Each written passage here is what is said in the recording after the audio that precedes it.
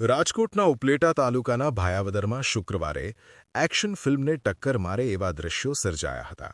બેફામ ધાર ચાલકે નશાની હાલમાં રસ્તા પર રીતસરનો આતંક મચાવ્યો હતો.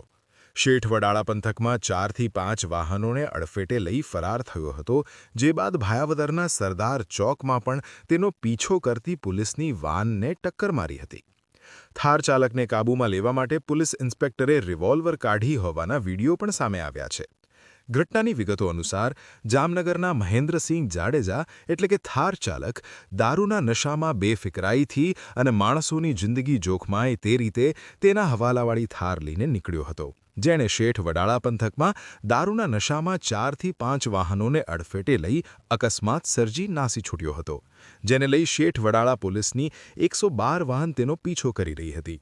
આ અંગે માહિતી ભાયાવદર પોલીસને મળી હતી, જે બાદ પીઆઈ વીસી પરમાર અને તેમની ટીમે અરણી રોડ અને સરદાર ચોક ખાતે નાકાબંધી કરી હતી.